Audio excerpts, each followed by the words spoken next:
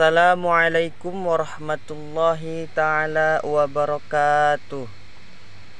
Alhamdulillah wa syukurillah ala ni'matillah, amma ba'du. Baik, sebelumnya perkenalkan, nama saya Bayu Angga dengan NIM 2312143, kelas 4B, jurusan Pendidikan Agama Islam, Fakultas Tarbiyah dan Keguruan. Baik, pada kesempatan kali ini saya akan membahas tentang evaluasi dalam kurikulum, yakni tugas mata kuliah pengembangan kurikulum dengan dosen pengampu Dr. Helnanelis MPD. Langsung saja, yang pertama yaitu pengertian komponen evaluasi dalam kurikulum. Komponen berdasarkan Kamus Besar Bahasa Indonesia KBBI, komponen merupakan bagian dari keseluruhan yang membentuk suatu kesatuan. Komponen juga bisa dikatakan suatu kata kunci yang menggambarkan bagian-bagian penting yang bersatu untuk membentuk suatu keseluruhan. Kemudian evaluasi. Menurut Hamid Hasan, evaluasi adalah suatu proses pemberian pertimbangan mengenai nilai dan arti sesuatu yang dipertimbangkan. Yang dipertimbangkan tersebut dapat berupa individu, pendidik maupun peserta didik, alat, kegiatan dengan berdasarkan kepada kriteria-kriteria tertentu agar tidak dilakukan secara asal saja.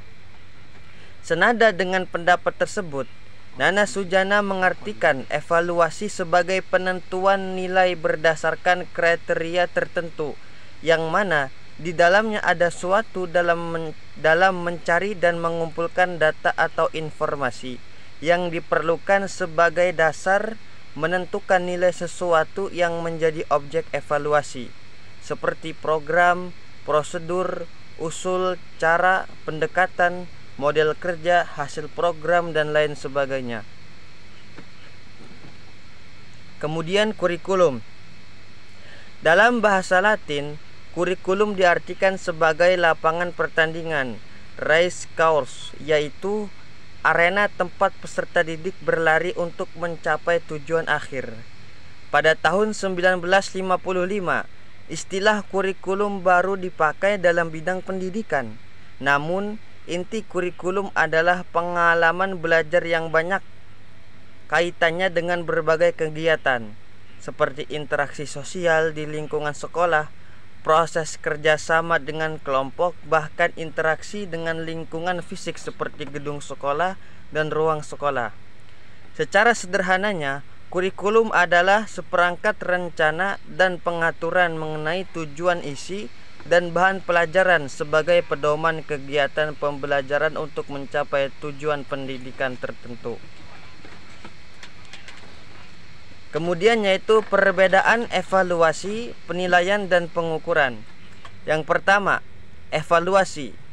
Menurut Lessinger dalam Ratnawulan dan Rusdiana 2014 mendefinisikan evaluasi sebagai proses penilaian dengan jalan membandingkan antara tujuan yang diharapkan dengan kemajuan dan prestasi nyata yang dicapai. Pencapaian belajar peserta didik ditandai dengan tercapainya sebuah KKM yang telah ditetapkan oleh guru bidang studi berdasarkan perhitungan dan atas dasar diskusi kepala sekolah dan guru studi yang serumpun.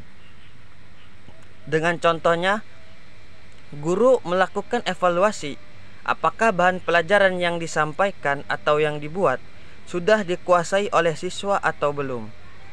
Dengan demikian, guru dapat mengetahui apa proses yang diajarkan itu sesuai dengan kebutuhan murid atau belum. Sehingga adanya evaluasi dapat memberikan proses pembelajaran yang bisa mencapai tujuan pembelajaran. Kemudian yaitu penilaian. Menurut Kusairi dan Suprananto 2012 menyatakan bahwa penilaian merupakan alih bahasa dari kata asesmen, yakni merupakan proses atau kegiatan yang sistematis dan berkesinambungan yang mencakup kegiatan mengumpulkan, menganalisis, serta menginterpretasikan informasi yang dapat digunakan untuk membuat kesimpulan tentang karakteristik seseorang atau objek. Contohnya, guru melakukan penilaian untuk mengambil keputusan tentang kemajuan siswa, mulai dari hasil tugas ataupun lain sebagainya.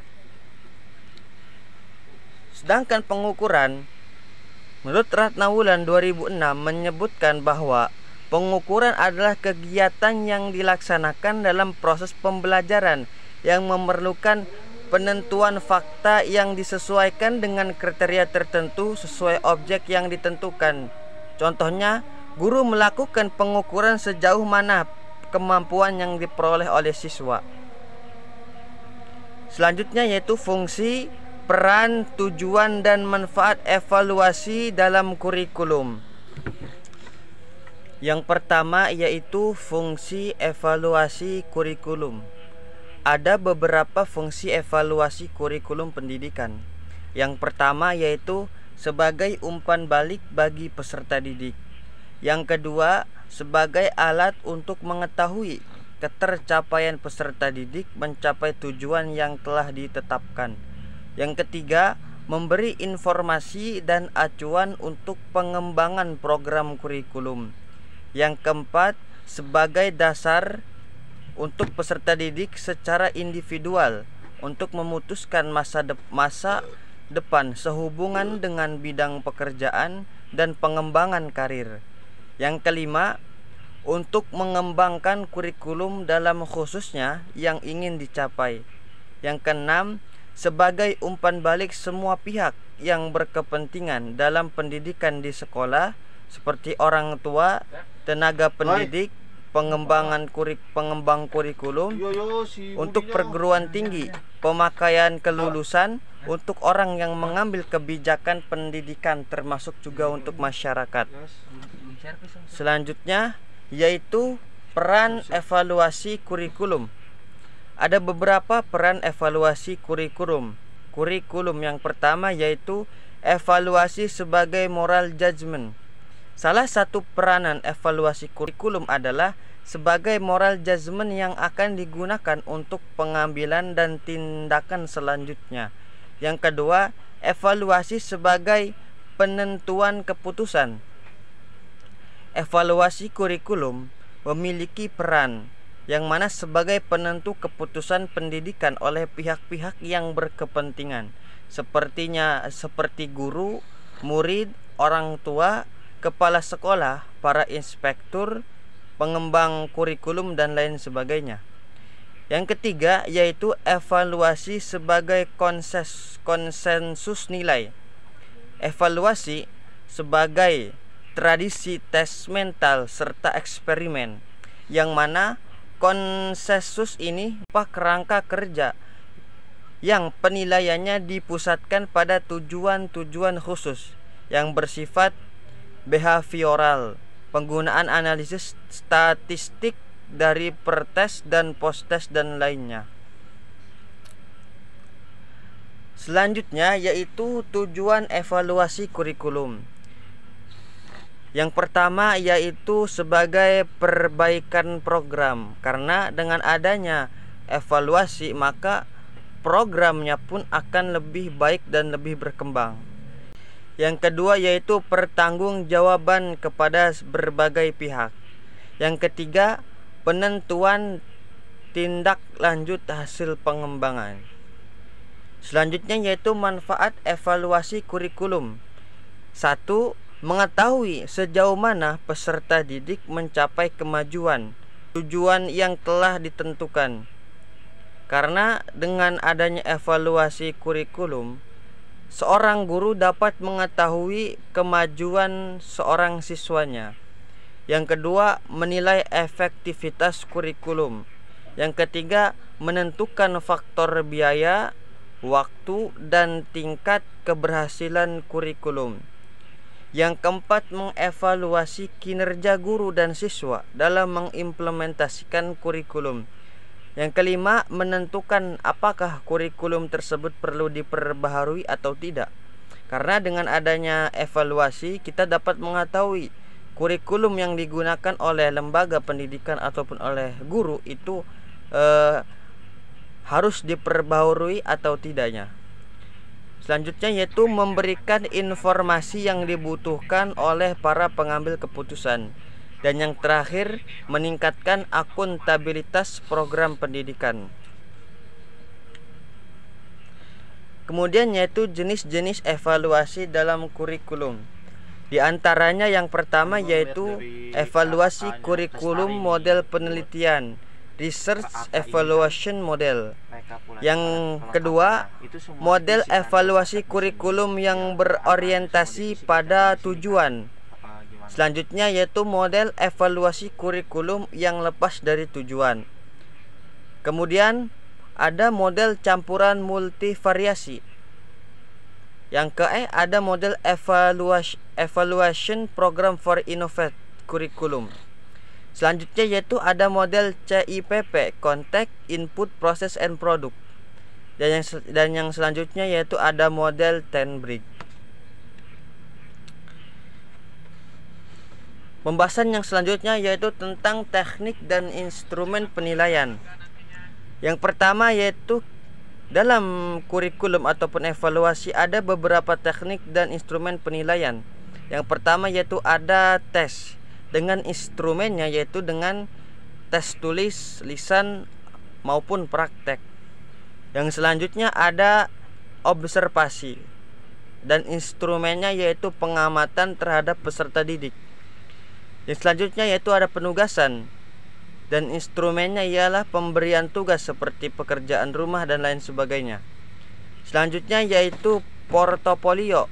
Instrumennya yaitu untuk mengetahui di bidang apakah minat siswa tersebut. Selanjutnya yaitu ada project dengan instrumennya yaitu tugas yang diberikan kepada para peserta didik dalam kurun waktu tertentu. Selanjutnya yaitu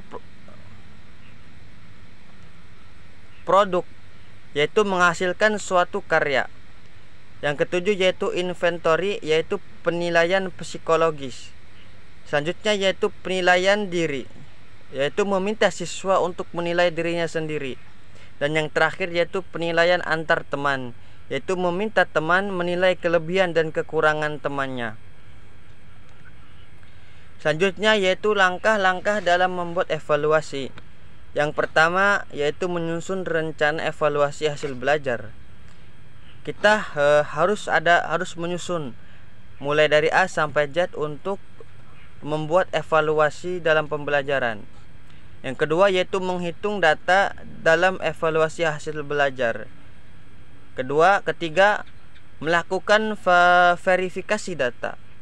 Selanjutnya yaitu mengolah dan menganalisis data. Yang kelima memberi interpretasi dan menarik kesimpulan. Dan yang terakhir yaitu tindak lanjut hasil evaluasi. Pembahasan yang terakhir yaitu komponen-komponen evaluasi.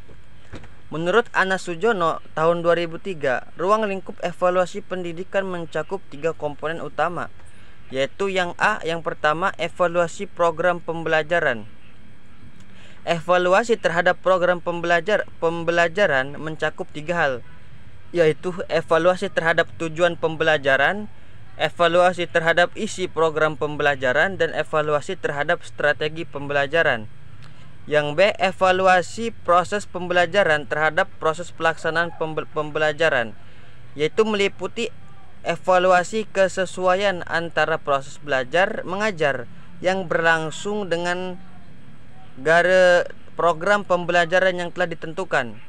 Evaluasi terhadap kesiapan guru dalam melaksanakan program pembelajaran, evaluasi terhadap kesiapan peserta didik, dan evaluasi terhadap keaktifan peserta didik.